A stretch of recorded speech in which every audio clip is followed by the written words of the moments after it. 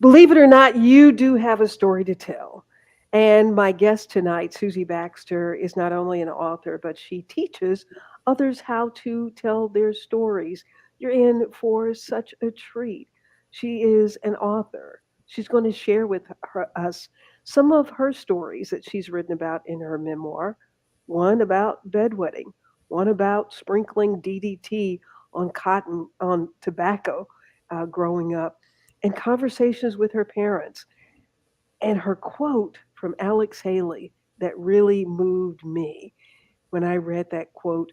And I want you to stay here and then like and share as we continue our series of authors in conversation on Sisters of Wellness. We will be right back. Stay with us.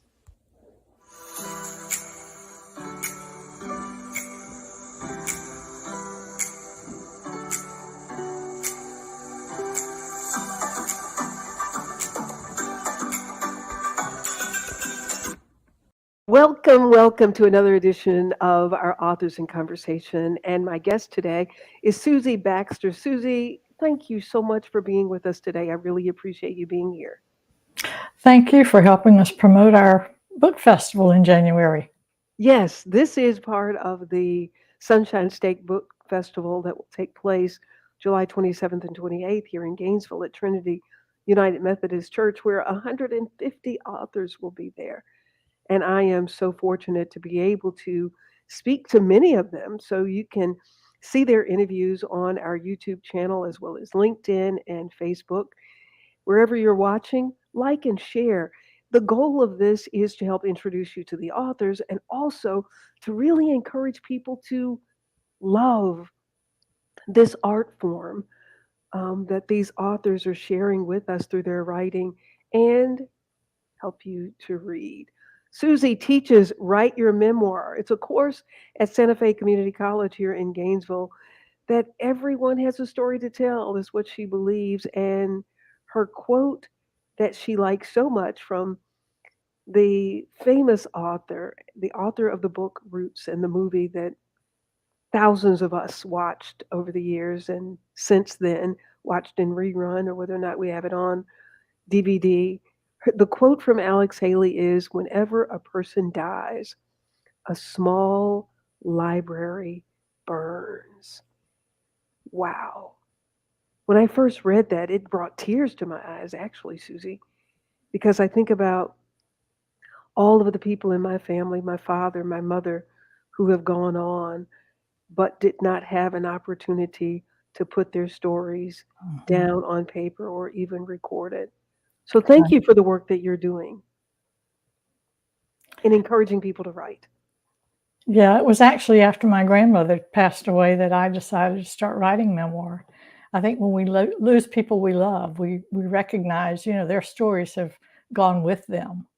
So I love it when, younger people come to the class, they realize that they need to go ahead and write, not wait until too late. So And it's so therapeutic. It is being it is. used in therapy. In the Mhm. book that I wrote, The Art of Forgiveness, that's one of the things that I encourage people to do is to write. Now, right away, I want people to hear that this writing can be so therapeutic. Would you read from one of the memoirs that you wrote about? Which one are you going to read from? I will read from Pumping Sunshine. Uh, Pumping Sunshine. yeah, Let's, as we discussed earlier, um, I wet the bed, and that was my goal in life, was to stop wetting the bed. I shared a bed with my sister, so they probably wanted me to stop as much as I wanted to stop.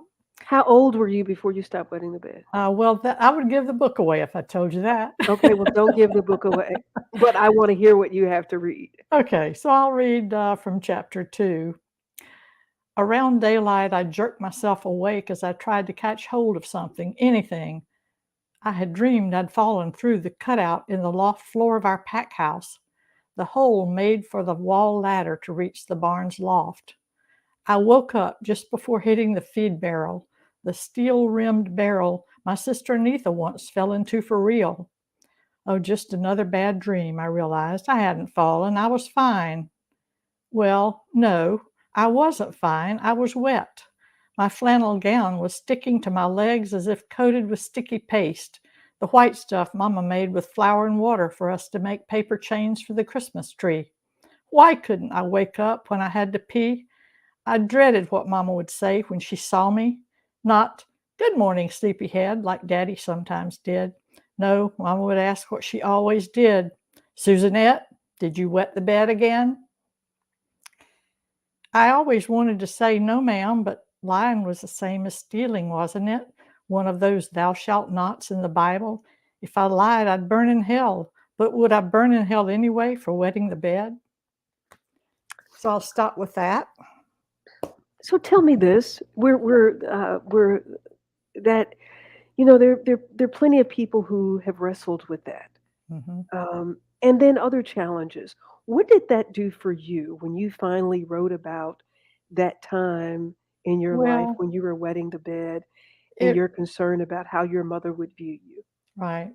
It was really cathartic, and that was one of the first chapters I wrote, and I let my mother read it, and she was like, "Oh, I'm so sorry," because she had punished me for it, and, of course, by the time I had written the story, she knew, she shouldn't have, that wasn't, what would help me, but, it was really good to write about it, and, as it is any trauma that you've been through. And there are a lot of people who are experiencing trauma today Mhm, for mhm. various reasons. You have classes. What's the makeup of your classes who are coming to write? Men, women? Yeah, usually we have all ages, some in their 20s and some retired, men and women. It seems that I usually have more women in the class than I do men. And men sometimes have a little trouble expressing emotion. But any age can start writing. Yeah. And when you say that men have a more difficult time expressing emotions, journaling, do you find that there are probably more women who are journaling than there are men also, right? Probably, yeah. I think you're right. Um, I journal, but I don't write a lot each day. I have a, 10-year journal, so you only have a little space like this to write each day, but I find that because it is a short piece, I seldom miss it. I can sit down and jot that down while I have my morning coffee, and it takes very little time, so So what do you say to people? And Lisa Parsons is watching. Hello, Lisa. She says, "Hello, beautiful woman of God. You're so sweet. Thank you."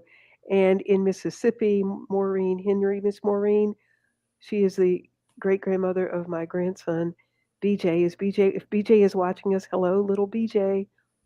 I actually started writing for BJ.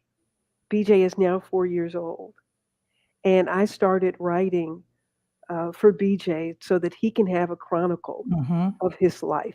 Have you ever talked to people about doing that kind of writing? Well, yeah, I mean, I think everybody should leave something for their children and grandchildren. And that was part of my mission. I had grown up on a farm, and my grandchildren are all growing up in the city. They enjoy going back to the farm, which we still own, but it's no longer really a working farm. It's planted in pines, and I wanted them to experience some of the things that we experienced. My mom would go out and milk the cow every morning, and so I write about that, and anything we did on the farm. So uh, my grandchildren now have read most of my books, so I think they've enjoyed learning what it used to be like. And to leave your voice, to read that quote from Alex Haley: "When someone dies, a small library Mhm, burns." mhm. For them to hear your voice, how important is that for you, for them to hear you? Well, I hadn't really thought of that. In fact, I one of my books I did an audio book, but I didn't read it. I think it's very difficult for the author to read the book. So I hired a narrator. Um, you know, my daughters, when I first started writing, didn't seem all that interested, Mhm. and I think sometimes it's maturity that makes people, change their mind about wanting to learn about their parents or grandparents. I mean, like I said, I decided to write when my grandmother passed away because I realized, I wanted my children to know her, and they never would because she was gone. So I just think it's really important to write those stories down so they don't pass on with the person that has that. Every experience is um, probably has some value. And one of the things I find is that the things that we remember are usually the thing that have emotion attached to them. Either it was some jubilant emotion or it was something really sad. And some people say, well, how am I going to decide what to write? But the things that you remember, usually it was an emotional experience. And so, how important is it when you're writing about those experiences? What does that do for people? Well, I really think it is cathartic. I had, growing up, I had a rather difficult relationship with my father. And after I wrote about it, I came to understand him better. It puts your life in perspective. I just think everybody should do it. I think that in the Well, you said you classroom, put it in perspective. What does that mean? If what perspective? well, I think sometimes you think you haven't accomplished anything, but when you look back at your entire life, I think sometimes it can change your mind uh, about yourself and about your relationship with other people. And some people decide even after they take the class that they can't. They just decide they're not going to write their entire about their entire life. But I mean, that's one of the things I say is a memoir doesn't have to cover your entire life. It can cover one day. Um, and if a person absolutely decides they can't write about themselves, then I encourage them to buy a book, sort of like this. My grandson gave me this one to fill out, and I haven't done it yet. I did one for my other grandchildren, but it asks questions, and you can answer those questions, and they can find out a lot about you just by the questions you answer. That's an excellent book. Yeah, and it might then after you do that, you might decide, well, I want to do more, and you might decide to go ahead and record some of your stories. And that's the way I structure my class. This is the book that I use in the class. It's called Write Your Memoir, and the course is called Write Your Memoir. And my next class begins in February, actually the Saturday after the book festival. Hmm. It'll be every Saturday from 10 to 12. And what I encourage people to do is write down those stories they remember. Write it in story form. Don't worry about it connecting to the next story. Just go ahead and write a story. And the more you write, the more you can decide how you want to fit it together and the thread that's going to run throughout and that kind of thing. And then you can go back and edit and connect the stories and such as that. But I think people get too hung up. Often they want to just start at the beginning and say, I was born in Suwannee County, Florida on October 1st, 19 so and so, and to C.G. and Ethel Howell. And that's kind of boring, right? You want to hear a story. So Right, right, right, don't right, worry about writing about something you can't remember. You weren't there when you were born, so you can't put any emotion into that. right, So right. begin with a story that has some emotion in it. And then later you can figure out how to put it together. So back to your bedwetting story. Is that why Yeah. you selected that? You mean to read today? Well, just to include that, you had someone who thought that you should not include that Right. story about you being a bedwetter. Right. I had a reviewer say I shouldn't include that. That was too personal. Um, I frankly think there are a few things that are too personal to put in a memoir. Uh, if it's something universal that other people can relate to and help them, then I think it should be there. Yeah, because that's scripture, especially if it's a story. I think it helps other people to realize that they're not alone in Right, whatever right, and I've whatever had so challenge. many people tell me that they enjoyed reading the book because it, made them recognize they weren't the only one that had that problem, and yeah, so, What do you say to people who find it difficult to write about difficult times in their lives? Do you just say, "Don't write about that, just leave it alone"? I offer a few suggestions. I first took a course in writing memoir from Dr. Hilda Ross. She had taught, uh, at St. John's, no, not St. John's, what is it? Well, I'll think about it in a minute. Um, she worked in a hospital with mentally ill patients, and she encouraged them to write about their lives because it helped them get through, some difficult times. And one of the things she said is if you can't write about it just in narrative form like you normally would write about a story, uh, write a, as a ditty, as a little rhyming poem or something. Mhm. Uh, and I actually did that with my bedwetting, and now I don't know if I can remember it. Let's Because the see. first time you wrote about it, you couldn't write about it? That's right. I wrote it Really? as a. Let's see if I can find it. I probably can't. Um, Well, yeah, I while wish you're I had looked it up ahead of time.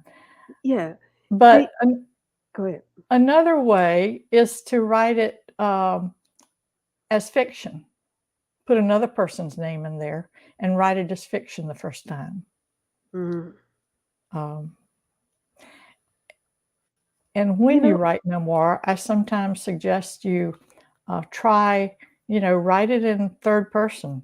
If you don't want to put yourself in the story, he did it, she did it, not you. well, do you find that in the people that come to your class, or even as you have written, how healing has that been for you to write your memoir? Well, like I said, it's put a different perspective on my life and my relationship with my parents, and I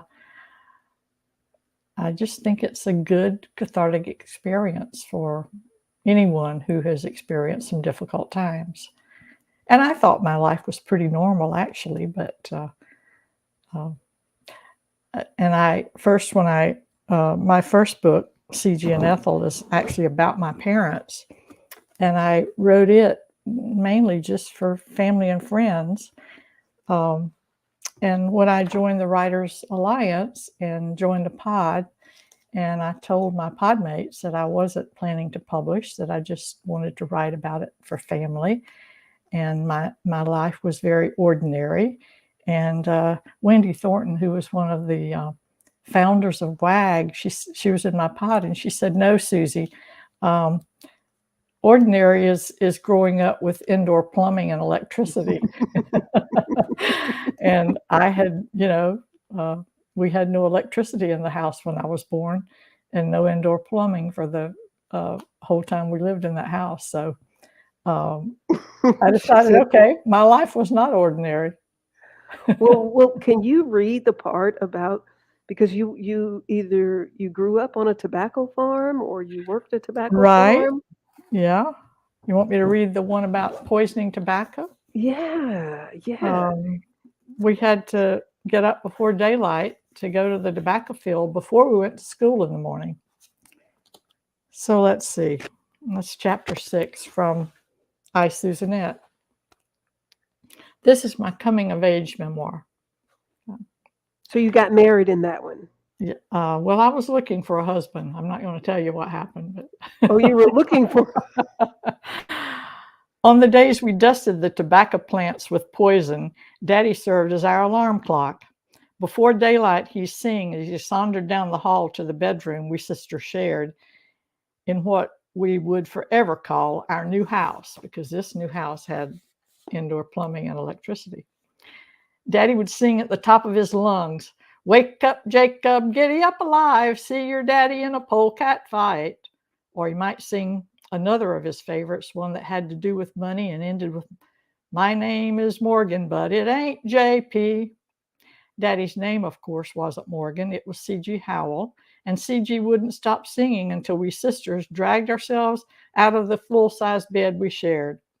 We knew the routine: dress in old clothes and shoes and head outside into the cool, dark morning.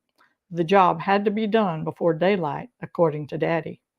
The dew that collects on the plants overnight, he said, makes the poison stick to the plants long enough to kill any budworms and cutworms. DDT was the most effective weapon Daddy had found against both worms, which were the larvae and caterpillars of moths. I learned later that the female moth can lay as many as 1,500 eggs at a time, each about half the size of a pinhead. I'll stop there. So wow. We would So then so come home from the field and take a shower and get ready to catch the bus to school. so it was just girls. Yeah, I had two sisters. Yeah. Well, how's your health?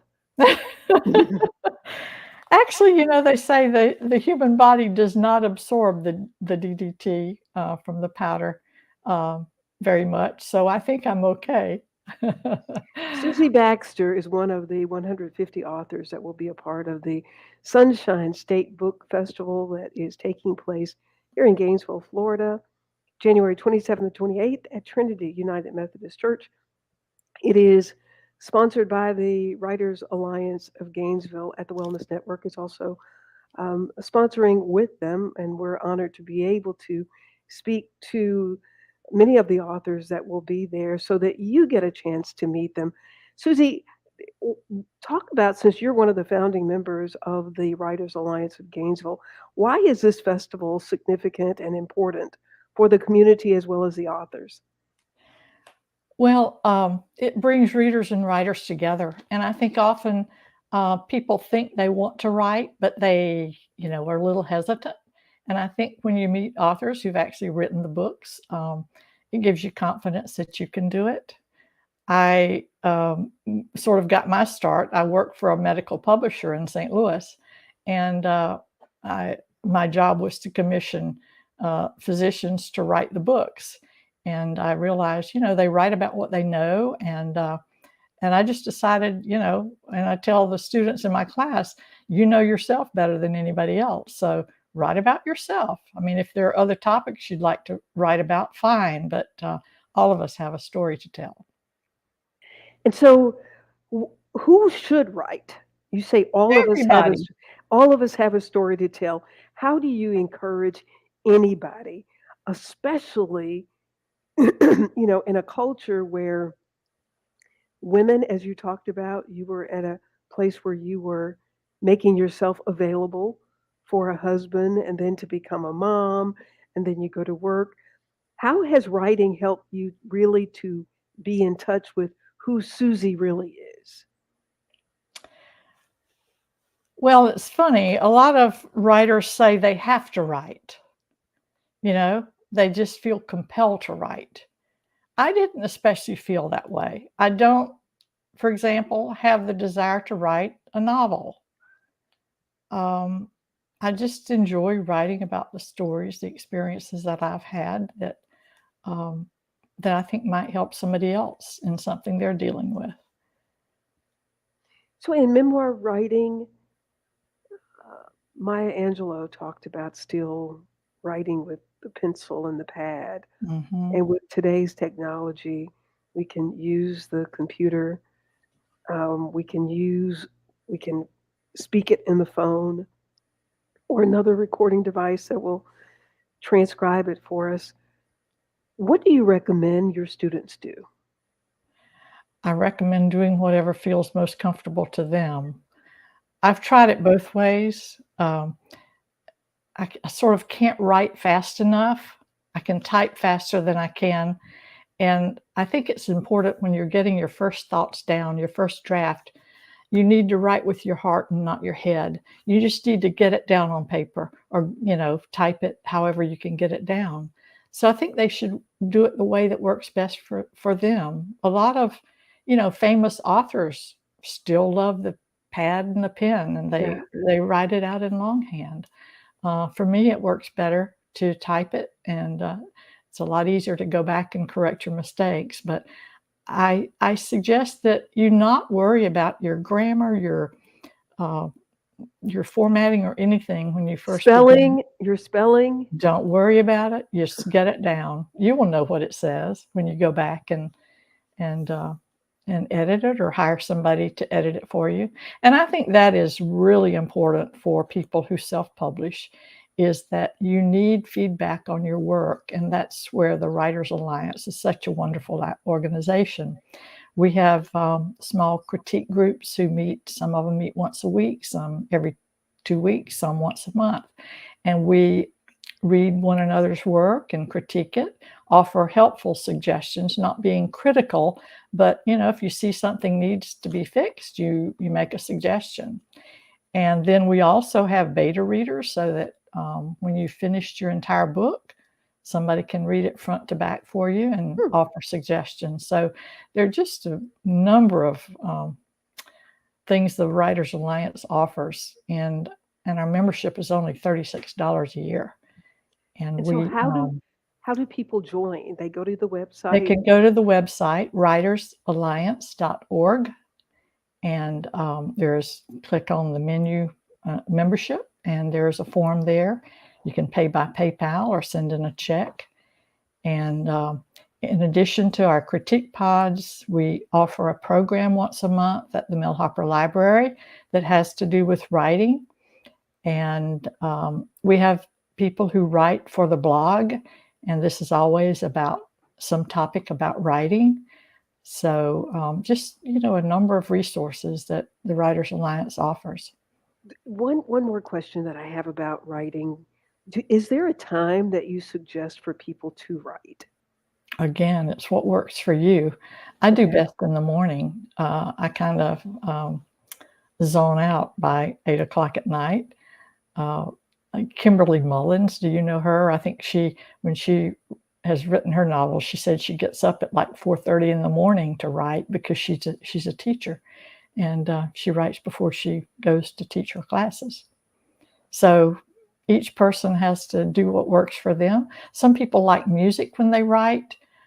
Some like total silence. Some people like to go to Starbucks and write, where people are all milling around. Um, so it just depends on what works for you. We're all different. So And how do you encourage people to praise their mind and its capabilities, and just trusting the process of getting started? well, I think that's where the critique groups come in, or writing groups come in. If you'll get in a group, the people around you will likely encourage you. I think we all have a tendency to think that our writing is not good enough, but you'd be surprised. Um, Of course, we think that we've lived a life of being right, criticized our whole lives. right. So why would why would we And come to it? another thing that I tell people, in school we were taught, uh, don't put too many I's in there. I did this, I did so and so. And I say, when you first start writing, don't worry about it. You can go back later and rephrase it to take out some of the I's, but just put whatever comes to mind. Don't worry about it being perfect. Just get it down. Just get it down. Yeah. And like the process of giving birth, huh? Just Once you enjoy it. just enjoy it. That can be really difficult, Miss Susie. You enjoy what comes out, right? Yeah, that's right. That's right. Yeah. Miss Susie Baxter teaches a class at Santa Fe Community College called Write Your Memoir. It's a course that starts the week after the festival. The festival is January 27th and 28th. How long is that course? We meet every Saturday through the month of February for 2 hours. And of course, there's homework. But, And by the end of the class, I hope that people have a good start on their memoir. write your memoir one story at a time. Well, it has been such a delight sharing this time with you and learning more. All of these authors that we're interviewing are going to be a part of the Sunshine State Book Festival. You'll get to see them, meet them in person as you see their works. You have 3 books that you have self published, correct? 4 actually, because I 4. Oh, have the wow. Write Your Memoir book plus the biography and 2 memoirs. Yeah. Excellent, excellent. And to be able to have an opportunity to glean from people like Susie's experience and their stories that perhaps can help you along your journey to putting pen to pad or getting on your typewriter or speaking it in your phone, however you do it. We hope that you will just jot some things down. Sometimes when you're in a place of worry, as you said, many times people are writing because of something that has happened in their lives. That may be what brings them to writing to begin with, right? Mhm. And then making it a habit. What do you say to people about journaling? You do some journaling. Well, I think, if you can get in the habit of writing a little bit every day, that's good. I find with myself, if I write more than that little bit in my journal, uh, I don't know when to stop. Once I start something, I can't stop. So I can't write a lot every day, or else I would never get anything else done. So I choose the days I write, but just depends on what works for you. All righty. Well, we will look forward to seeing you at the book festival, and we thank you so much for joining us tonight. Thank you. I appreciate all of you watching, whether you're watching on YouTube. If you're watching on YouTube, please like and subscribe on LinkedIn, share, Facebook, like and share. We really appreciate it. I'm enjoying doing this because I really want to encourage people to do more reading.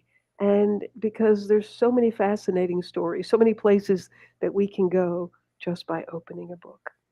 Thank you for joining us. We will see you actually tomorrow. We will be talking to some other authors. Hope that you will join us.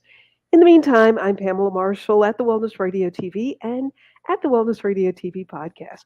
Remember, there is healing at the well. Make it a fantastic moment.